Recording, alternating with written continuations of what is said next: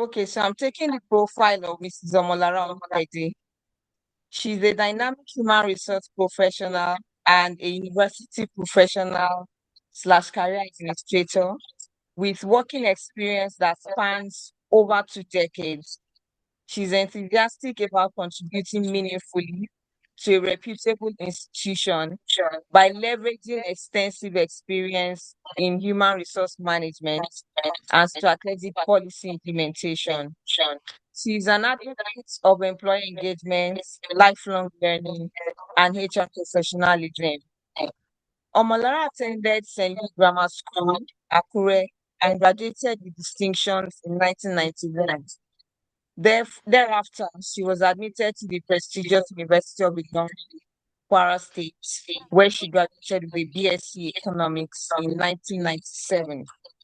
In her pursuit of advanced knowledge, she studied personnel psychology at the reputable University of Ibadan and graduated with a professional master's in personnel psychology in 2010. She also bagged an academic master's in career counseling with a PhD grade in 2023 from the same institution.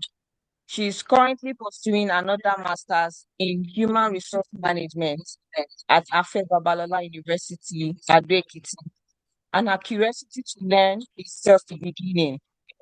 She is currently the chairman of the award-winning Chartered Institute of Personnel Management (CIPM) Oyo State branch, where she leads initiatives to advance professional standards, strengthen capacity across the HR community, and promote ethical, future-focused workplace practices. She is a member of the CIPM Governing Council, and she is also an active member of the Institutional Development Committee, IDC CIPM. In recognition of her selfless service, the head of Oyo State Civil Service, Chief Mrs. Olubumi Oni, MNI, MCIPM, co-opted her as a strategic member of the Planning and Implementation Committee of the Oyo State Civil Public Services 2025 Public Service Week and the 2024 Merit Awards. Omolara began her professional career at First Bank in Branch, Lagos in 1998.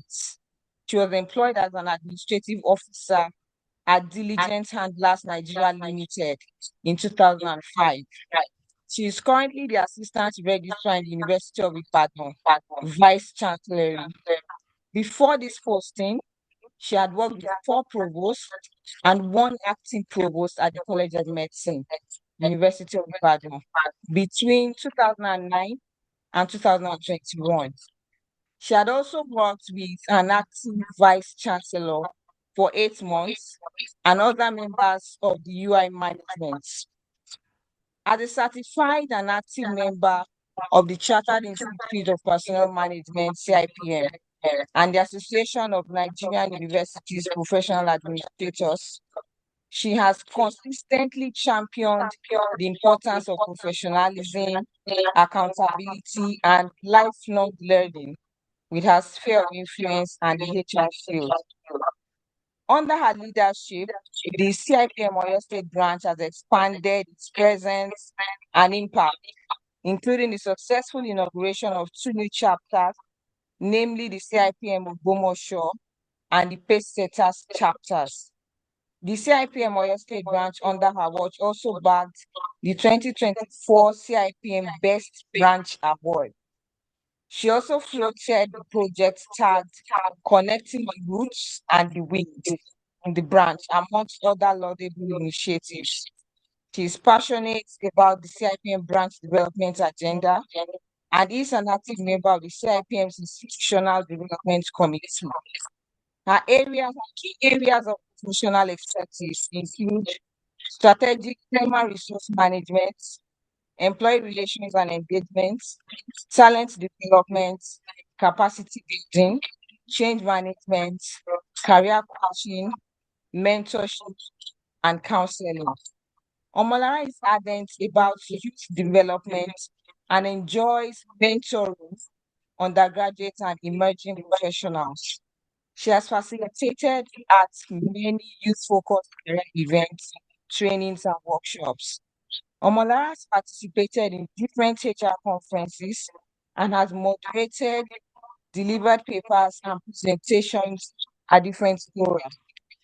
Her side gig is being Master of Ceremonies, Alaga Tuwo Ijoko at traditional wedding ceremonies and engagements and acting.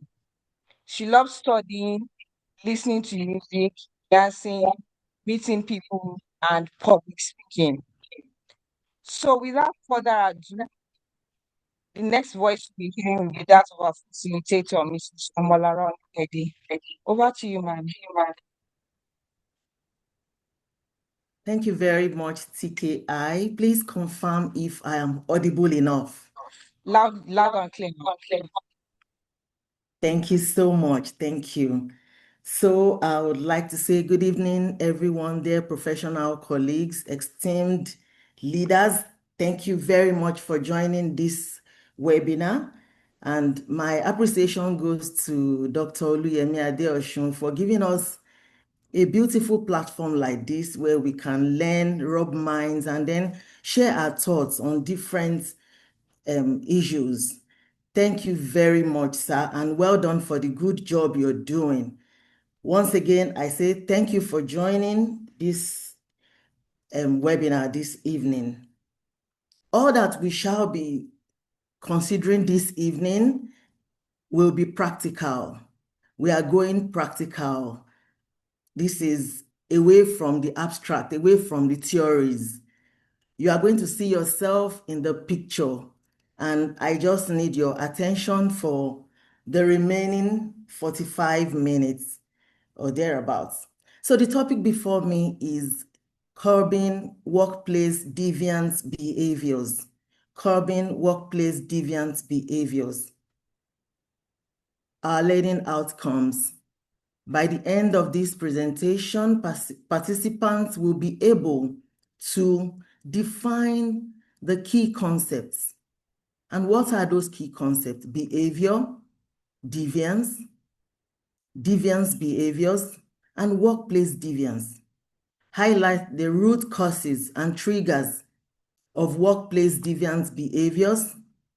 Identify the impacts of workplace deviance. Understand the strategies to curb workplace deviance.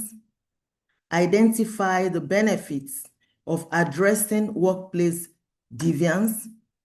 Assess how to build a positive organizational culture, and then highlight the roles of leadership, and then we conclude. And I'll be as fast as I can. Objective. This presentation offers a practical roadmap to reduce deviant behaviors by designing a positive, ethical, and inclusive workforce or workplace. Introduction. Deviant behaviors in the workplace pose a real threat to organizational health. They erode trust, strain team dynamics, and ultimately undermine performance and employee well-being. You get to see this as we go on. Workplace deviance is a common problem that many organizations encounter nowadays, particularly with the advances in communication technology and the demands of employees' targets. So there is no organization that is in isolation of this discourse. You get to see that even we ourselves as professionals, we are guilty of workplace deviance. As HR professionals, we are stewards of culture, the practices, norms, and shared values that shape how people show up at work every day.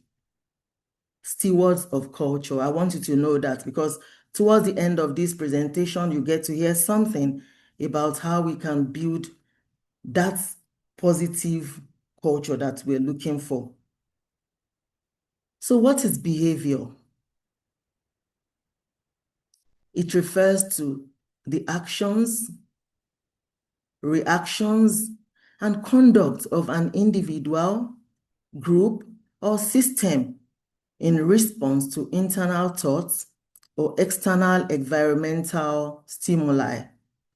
So your behavior will include your actions, your reactions, and conduct. And it could be of a group, of an individual, of a group, or an entire system. As a matter of fact, we have organizational behavior. Even organizations have a pattern of behavior, a way they behave, types of behaviors. There are different types of behaviors. But for the purpose of this presentation, I have streamlined them to 3 categories. So we have overt behavior or behaviors. These are visible actions such as walking, speaking, or gesturing that others can directly observe. So whatever you do that people can see, people can notice easily, the way you gesticulate at work, the way you speak, the tone, the mannerism, the way you walk, the way you do your work, those can be categorized under overt behaviors, while covert behaviors are those internal or subconscious processes like thoughts or feelings not immediately visible. They are those hidden behaviors that people do not readily see. If I'm angry in the office or on my desk, there could be an outburst subconscious. There was something in my thinking part, in my thinking line. So, so those are regarded as the covert behaviors, while the human-centric behaviors are those behaviors shaped by genetics, environment, personality, and social factors, revealing attitudes and values. When we talk about genetics, there are some behaviors that are innate, and I've categorized this genetic stuff under those genetic factors under the human-specific behaviors. So those genetic ones are the innate behaviors, those behaviors that we're born with, those behaviors that nobody taught us, we never learned them. A baby is born, the baby is able to to suck. Nobody taught the baby. The baby is able to blink his or her eyes. Nobody taught the baby. The baby is able to one day start to crawl. Those are human-specific behaviors, and that is the category there, and so on and so forth. So let's just move on. Behaviors in the workplace. Behaviors in the workplace. These are the observable actions and conducts of employees within the workplace, shaped by motivations, skills, norms, and the work environment. So this is the sum of all that we do in the workplace, behaviors in the workplace, the observable actions and conducts of employees within the workplace, shaped by motivations, skills, norms, and the work environment. Deviance is also another concept that we need to give some attention. So deviance refers to any rule-breaking behavior that fails to conform to the norms and expectations of a particular society or social group. Rule-breaking behavior, which fails to conform to the norms and expectations of a particular society or social group. Deviance is close, and I want us to pay attention to this. Deviance is closely related to the concept of crime. And we know crime is law-breaking behavior. However, criminal behavior is usually deviant, but not all deviant behavior is criminal. So all of what we shall be talking about this evening are not entirely criminal in nature. So what is workplace deviance behavior or behaviors? These are voluntary, intentional actions by employees to violate significant organizational norms and threaten the well-being of the company or the organization and its members or both. So those voluntary, intentional actions by employees to violate significant organizational norms and threaten the well-being of the organization or the company, its members, or both can be regarded as workplace deviant behaviors. So workplace deviant behaviors are acts based on intentions. We already said is intentional to cause damage, discomfort, or punishment to the organization or other individuals within the organization. Types of workplace deviant behaviors. Well, I've gone through a lot of write-ups by different scholars, and I found out that all of them have emphasized 4 different types of deviant behaviors. We have the production deviance, property deviance, political deviance, and personal aggression. Now, the production deviance is all about the behaviors that affect work performance. All those, so to speak, negative behaviors that affect work performance. Then the property deviance are those actions that harm organization's property or the company property. We also have the political deviance. These are behaviors that disrupt workplace relationships. And then the personal aggression, they are direct harm, those behaviors that are directly harmful towards others. Those are categorized as personal aggression. However, for the purpose of this presentation, I've decided to cascade all of those into 2 main categories. We have the interpersonal deviance and then the organizational deviance. And you might not agree with everything I'll be saying, but they are real. They are just the truth. So interpersonal deviance includes deviant behaviors aimed at individuals. Hence, we can say that they are interpersonally directed. So interpersonal deviance are aimed at individuals in the organization. They could be your colleagues, they could be your subordinate, they could be your superior or officers and all that. So examples include acting rudely. And I want you to ask yourself, because I asked myself also questions as I was trying to digest some of these things. Interpersonal deviance, acting rudely, playing pranks on others, gossiping, substance abuse. Yes, people abuse substances even in the workplace. Swearing in public, and you know how we do it. You know what you're saying is not the right thing, is not correct, and you're still saying, oh, to God, on God, all those things we say. Telling inappropriate jokes at work, borrowing items and not returning them, disrespect towards colleagues or supervisor, disrespect, more or less like being rude, using inappropriate gestures, lying to others, stealing co-workers' goods, chewing with your mouth open, staring inappropriately. And that is different from using inappropriate gestures.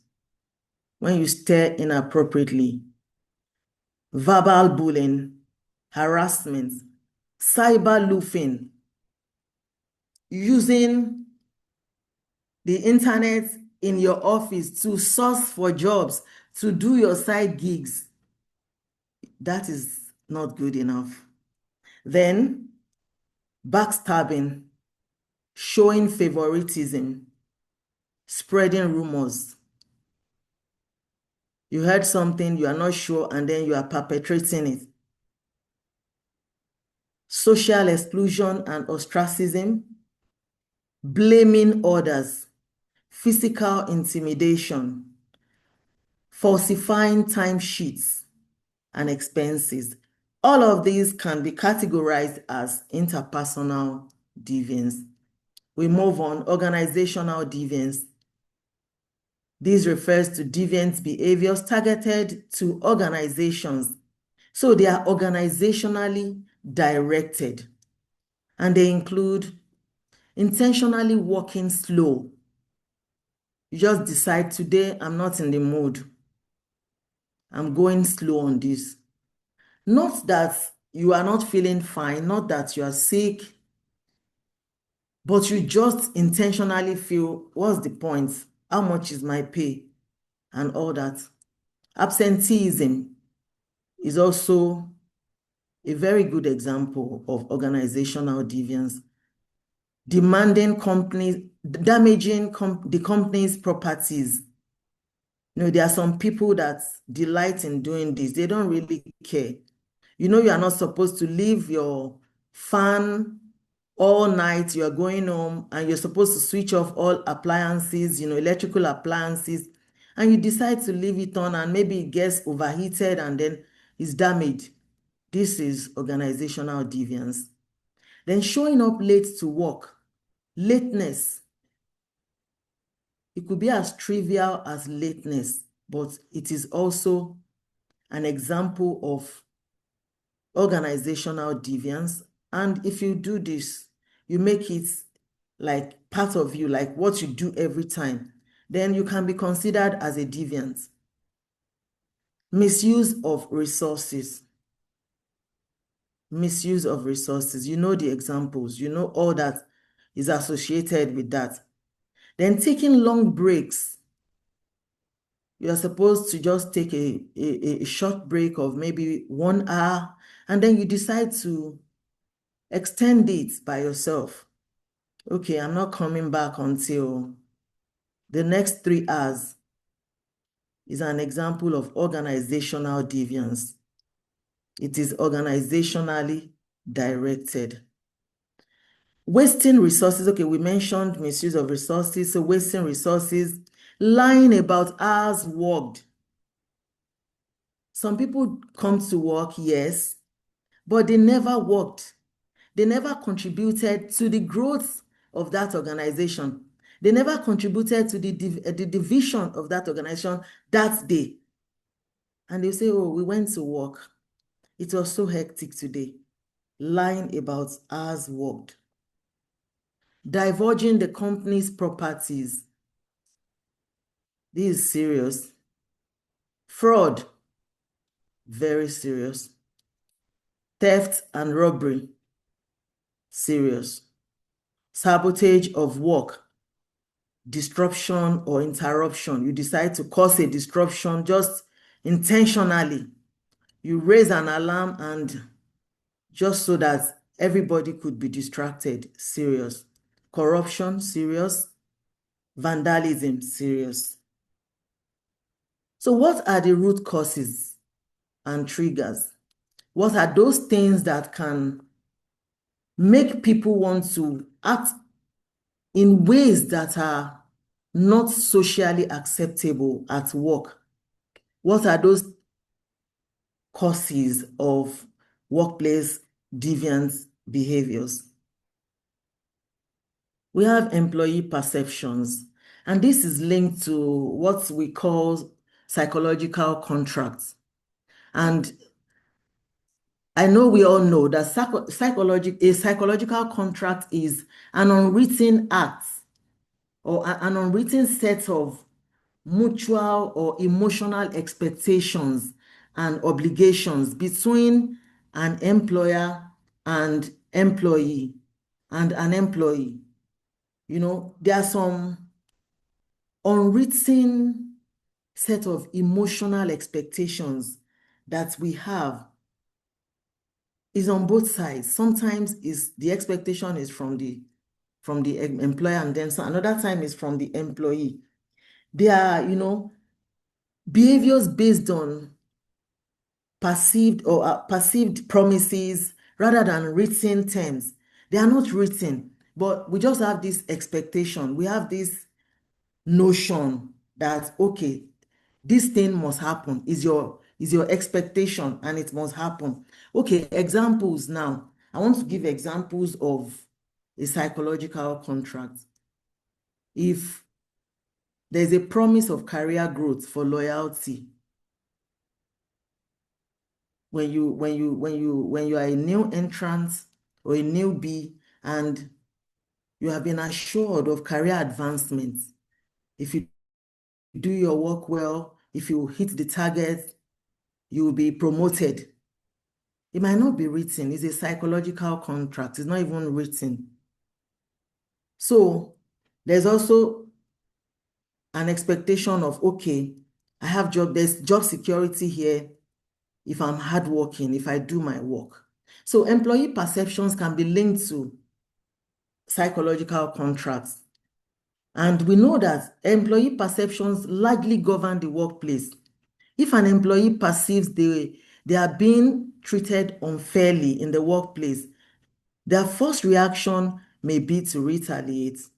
When you feel, oh, I'm not being treated well, I'm being marginalized, I'm being treated unfairly, there's that tendency for you to want to retaliate. And these reactions can be manifested in workplace deviance, which negatively impacts other individuals in the organization as well as the organization as a whole. So perceiving a breach in the psychological contracts, the employee sets out to reestablish equity within the workplace. As a result, disengagement, anger, revenge, and other negative behaviors may transpire, bringing full attention to the employee and situation at hand. So, employee perceptions could trigger workplace deviant behaviors. We also have poor management.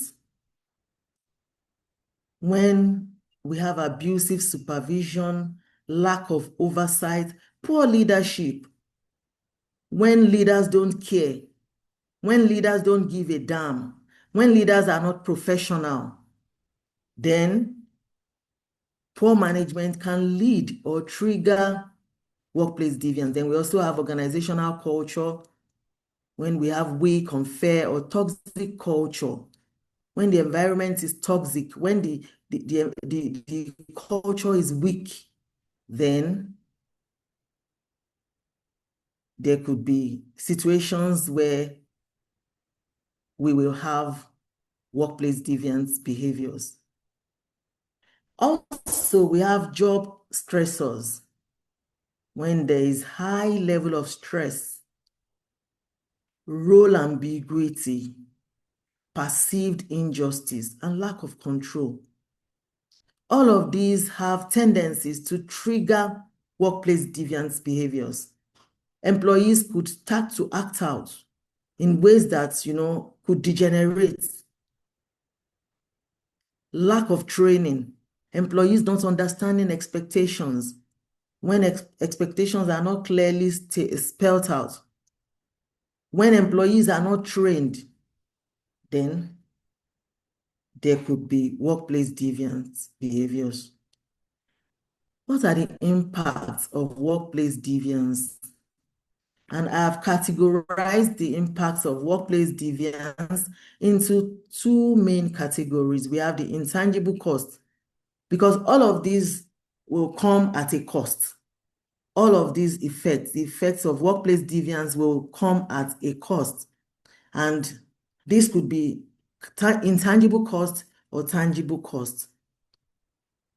Under the intangible cost, we have reduced productivity and inefficiency, damaged workplace culture, low or reduced employee morale and engagement, individual psychological effects, people start having low morale, There's low motivation. There's that feeling of disconnect between, there's no engagement, there's that disconnection. Then damaged organizational reputation, strained relationships and conflicts. All of these are inevitable in workplaces where deviant behaviors are perpetrated, is part of the culture.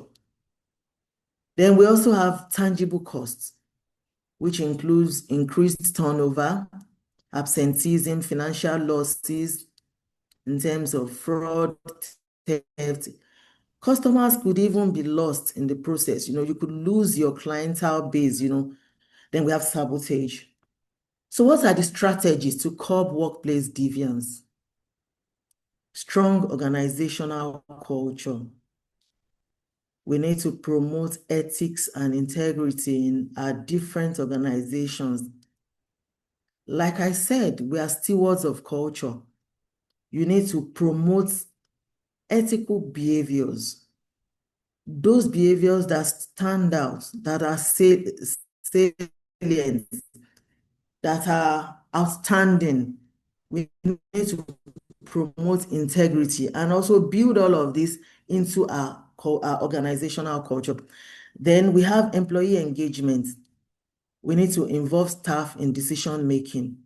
Even if it's a departmental issue, you need to make a decision at your departmental level, at your unit level. You need to engage. Let them be involved. Let the office be involved. Let all of your members of staff be involved. It could be at different levels. You people are at the upper echelon, and then you could come down. Just make sure that it is not a solo matter. It's not a solo activity. We need to involve staff in decision making. Then we should have fair HR practices. All of what we do in HR should be transparent, should be professional, should be fair. We should be transparent in our hiring, our recruitment, our promotions, and all of that. Fair pay.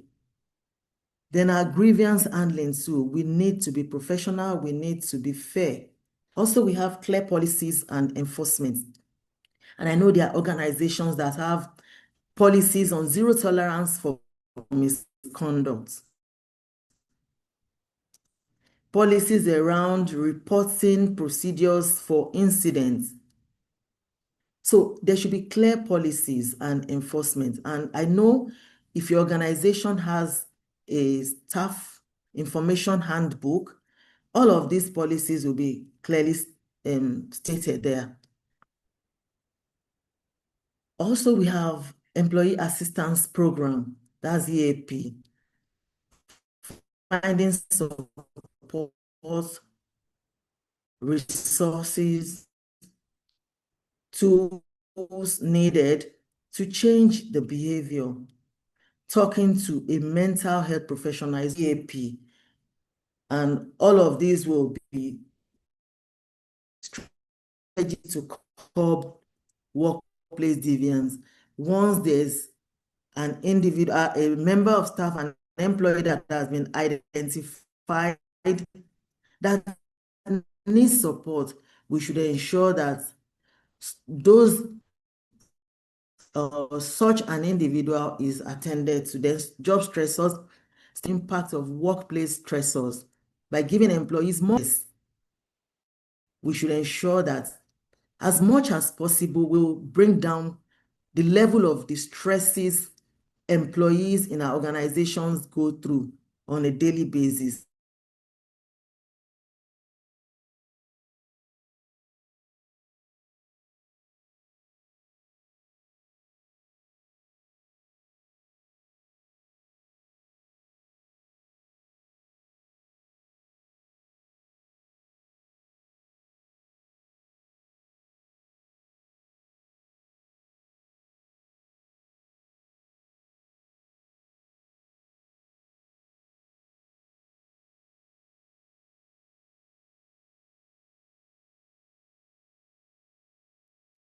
Hello, ma.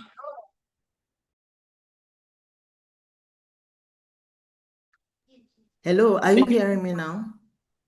Yes, ma'am. Can hear you, ma. Okay, I can I can go hear on? you. Okay, thank you very much.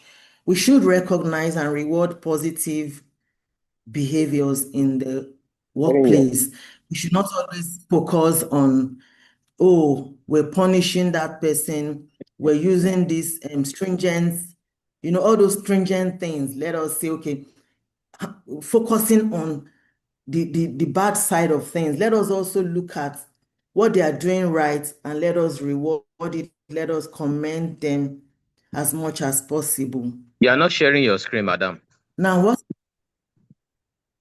Oh, okay. I'll just go there now. Thank you.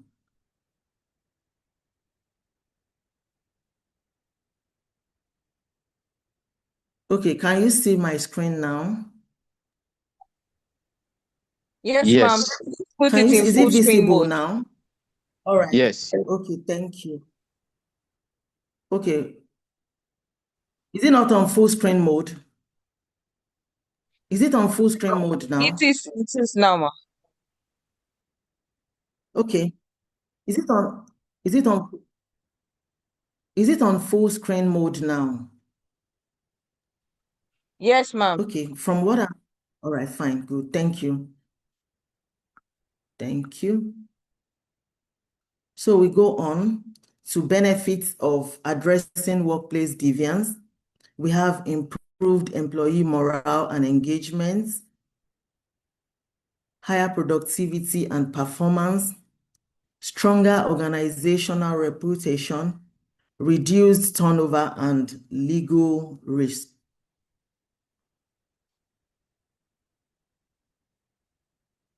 Okay, how to build a positive organizational culture?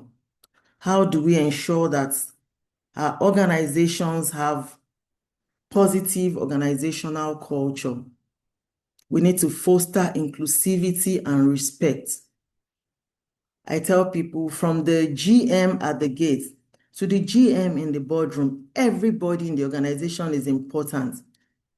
So we need to respect everyone. We need to promote engagement as much as possible, promote inclusivity, recognize and reward positive behavior. We've said that when employees have done what is commendable, let us commend them. When they have done what is impressive, let us commend it. When they've hit the target, let us commend them. Let us recognize, let us make references to performance that are outstanding, and let us reward, not necessarily extrinsically now, but it could be intrinsic. Then provide training on ethics and teamwork. In HR, we say if you don't train them, you don't blame them. Let us continue to train and retrain our employees from time to time. Then encourage collaboration and shared values. Our shared values should be keyed into our organization's values. All of those norms and philosophies and values that our organizations hold in high esteem. The roles of leadership. And at this point, I must say that we are all leaders in different capacities and at different times. So this is not for the C-suite, this is not for the GM or CFO or CHRO, this is for all of us. The roles of leadership.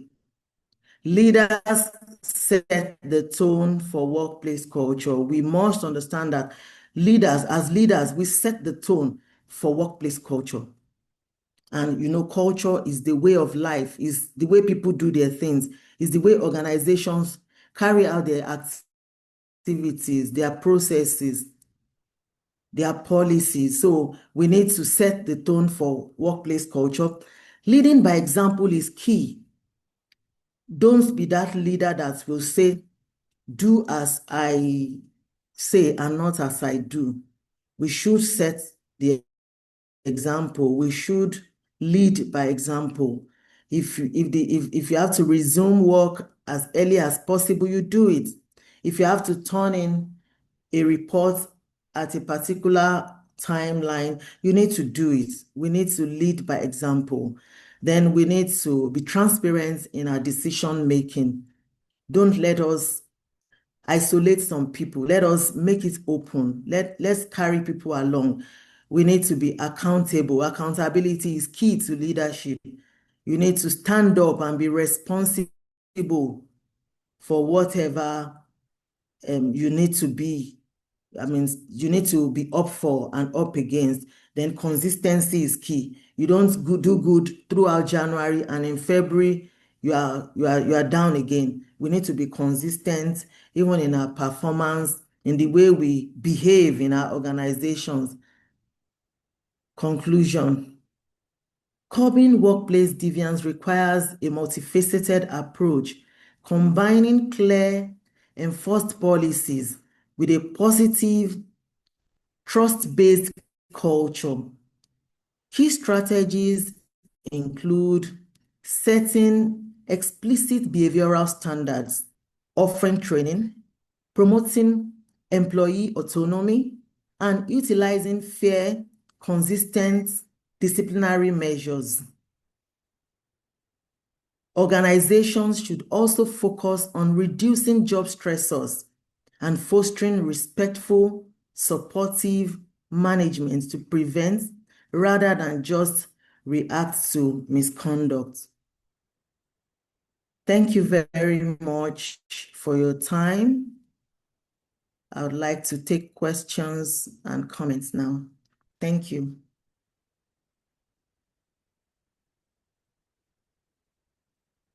Over to you, TKI. Thank you, ma'am. Okay, so if anyone has a question, a comment, or a contribution, please signify by raise of hand so that you can be unmuted, or you can also drop it in the chat box so we read it out.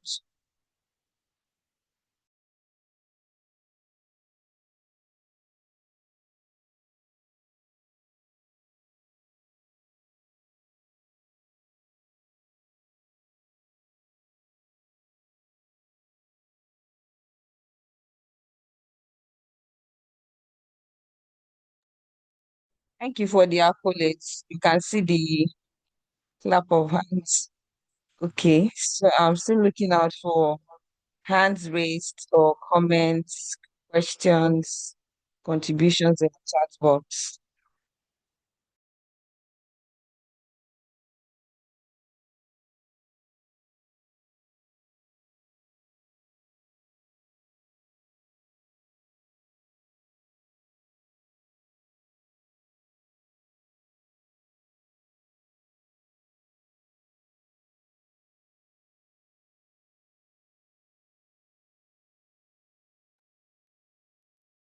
Okay, so Shula says these behaviors have been observed, but I never really knew how to classify them till now.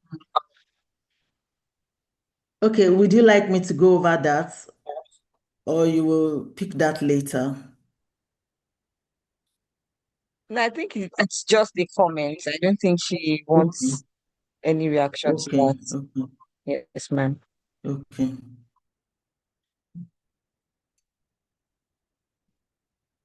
Yes, yes. Yes, you are right. Deviant behavior is not easy to curb. It's not easy, but the whole essence is for us as HR professionals and even non-HR professionals on this platform to set the tone, like take the lead as much as possible. Do not be culpable. Do not be the ones they will categorize as deviants in the workplace. You are not the one that should receive the query. You should stand out and let us lead by example.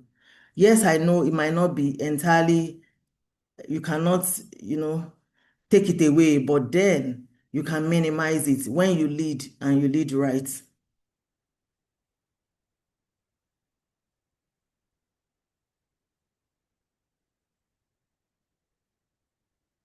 Yes, yes. And that's why we're making this appeal to managers to please lead right, support your team. And everything is not all about punishment and punishment and punishment. You should also, like the Yoruba people will say, even that bad child has a good day. Everybody is not entirely bad. So we must recognize that and let us help people to be better, even at the workplace. Somebody has been identified as a deviant. It's not a waste. You can't say, okay, because you are deviant, just go, or I leave you to your fate, or I leave you to perish. Let us support them. And that's what EAP is all about. Let us support them, let us counsel them, and let us train them. Some people do not know. Being old does not mean you are mature, or does not mean that somebody is all-knowing. It's only God that is all-knowing. So let's do more in our organizations. Let us ensure that as much as possible, we're able to curb it. We're not saying eradicate. We're not saying like take it away. All we're saying is let us try as much as possible to bring it to at least start from your own unit, from your own department. Let them know that, yes, this leader will not do this. This leader will not do this. I know gossip is everywhere in the organization.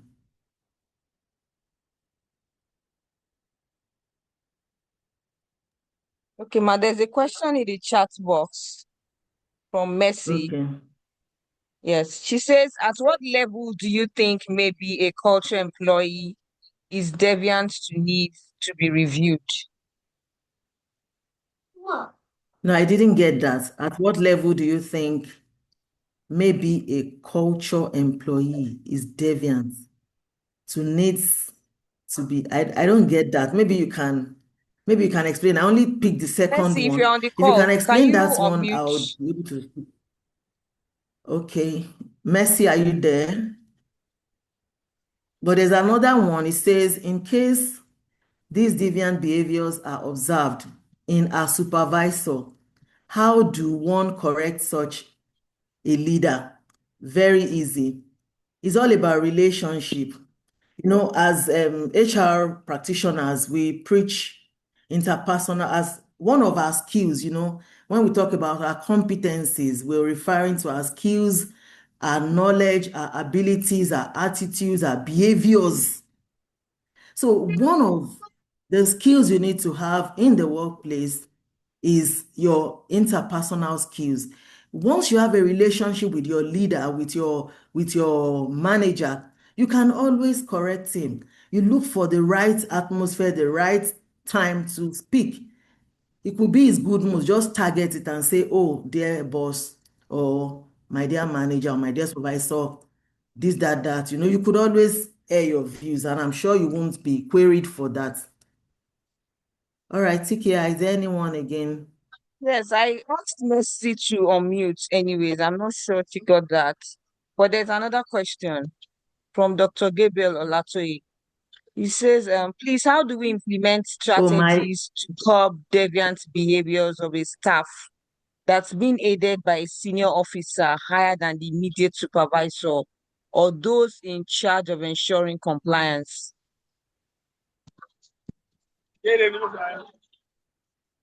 So that somebody is involved in a deviant behavior and is being aided by people that are higher, or what's that all about? Can you please explain that to me? Is that what the person is saying? TKI? I can't see the question, so I can't even relate Yes, to ma'am. it. Okay, let me take it again. Okay.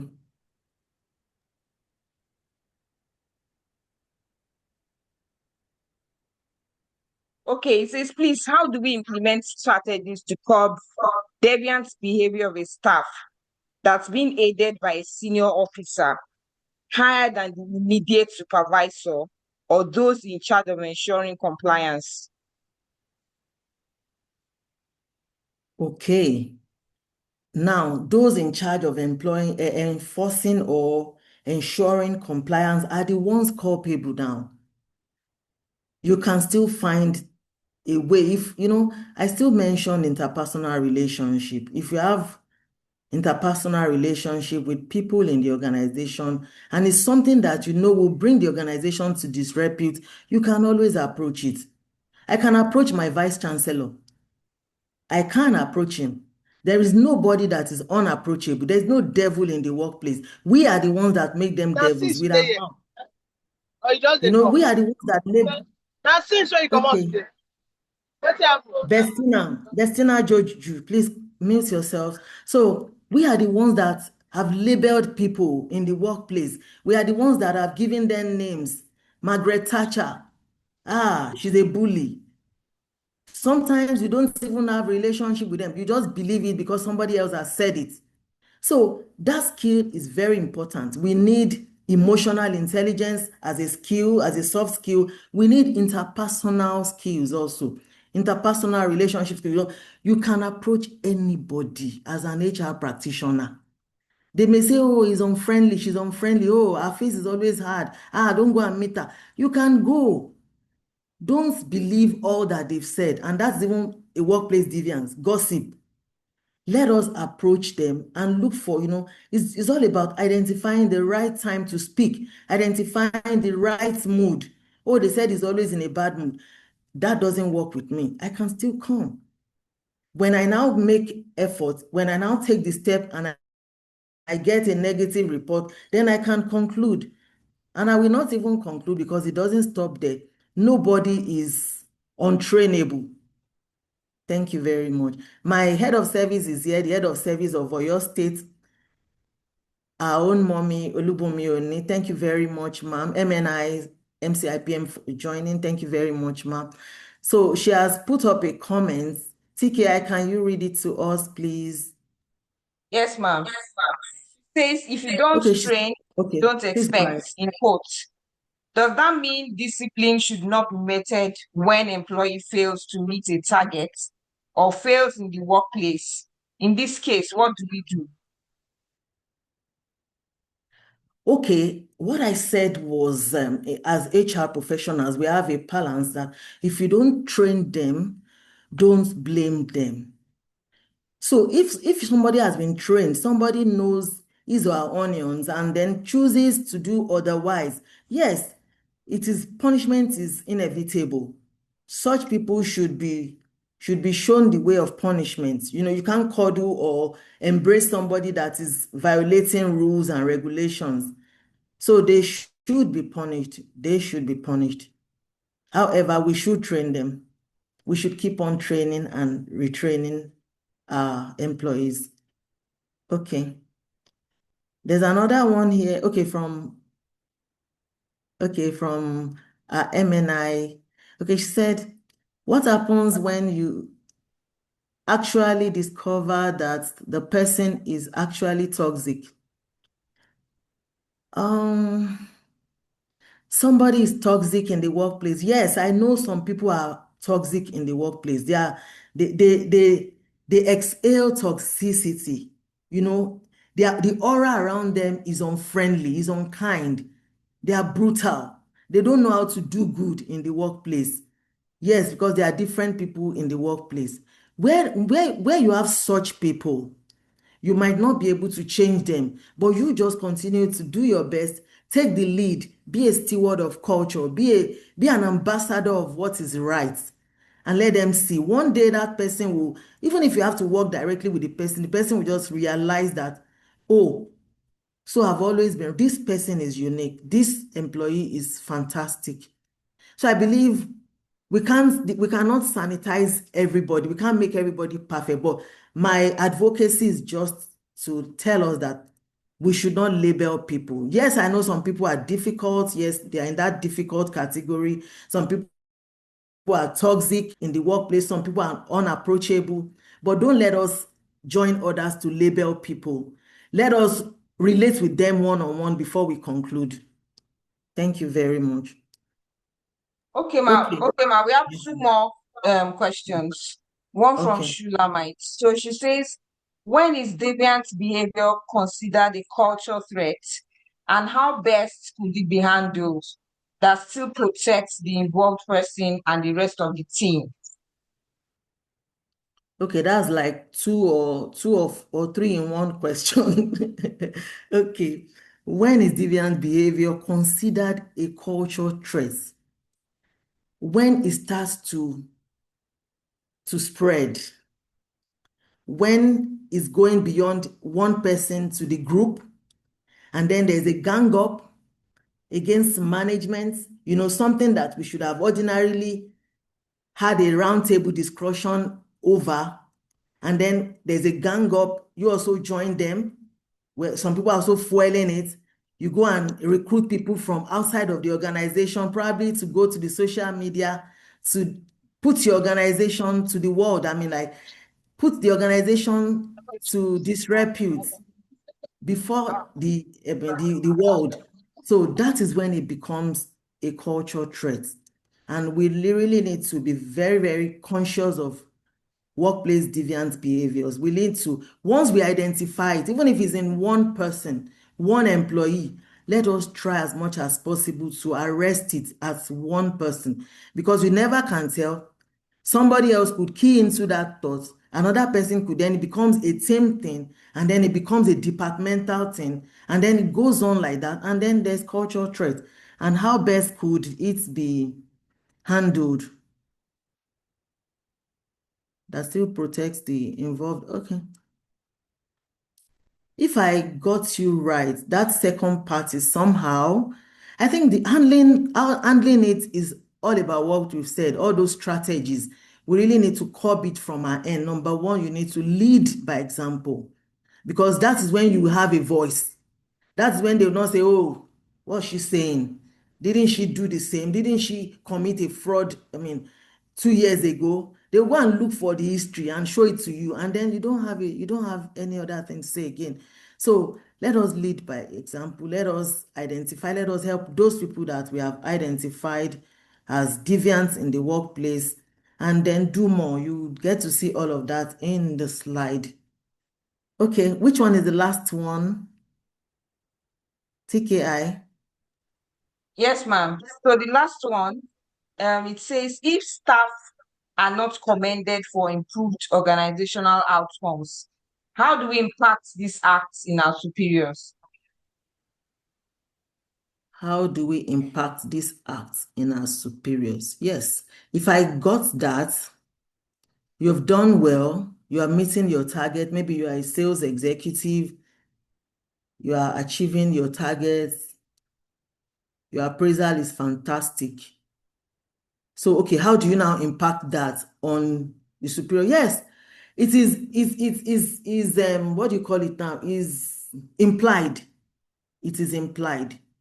There is nobody that sees anything good that will not want to emulate it. It's only egoistic people that will say, what has she done? Mm, mm, is she the first person? But there is nobody that does not Go appreciate what treat is am good. well. Maybe I dey bad now, they are the bad. Don't be So carry me. definitely, okay, Na me. Bestina Joju, please mute your mic. So Don't be carry you come. whether you like it or When I dey not, look for where to pass. That time when people I dey are on low court. I say impacted. na me carry you come here. Ah, Bestina, please na me and mute the your children first come. Come Okay, back, maybe the abi. host should mute Bestina. Oh God. So I say when na we me do carry you come. That's what you say. You don't see my nipple too. But I use the TK, soap. over to you, please. Go buy me.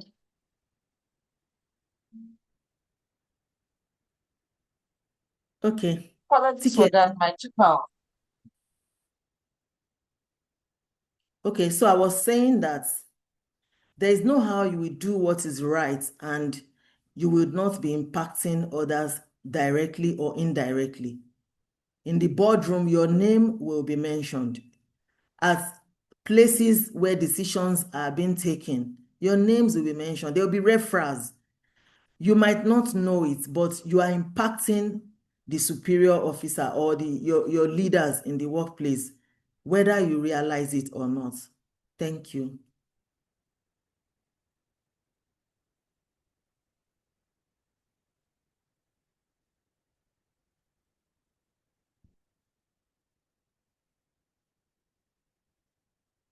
Okay, Ibrahim Aliyu has written something here. He says, from the point a deviant behavior is noticed and is not named in the board, it starts threatening the organization's culture. Exactly. There are organizations that have superb culture. And when you become an employee, maybe you are a newbie or a new entrant into such organizations, you like the culture and you also key into the culture. You don't want to do otherwise. All right. Thank you. TKI, over to you, please. Your mic is muted. Yes, ma'am. I think that's all from the comment section. We do Okay. not have any more questions. Okay, so everyone, this is the point where we get to unmute and show appreciation to our facilitator for being so benevolent. Thank you. Thank you so much, ma'am. God bless you, ma'am. Thank you so much, much. ma'am. We are grateful. Thank you so much, ma'am. Thank you. Thank you. Thank you, ma'am. Thank you, Ma'am Mulara. It's been an insightful session. Thank you. You're welcome. You're Ms. welcome. Onikwede, thank you. God bless you, ma'am. Thank you, sir. You're welcome. You're welcome, sir. Thank you, Ma. We appreciate you and we hope to have more of you. Grace of God. Thank you so much for your time. Dr. Luyemi, thank you very much for the platform. Yes, Ma. He's currently anchoring an event somewhere in the South. So he's just okay. Thank you everyone for joining tonight's sessions. See you on the Thank next you. one. Thanks for being a Have a blessing. pleasant night.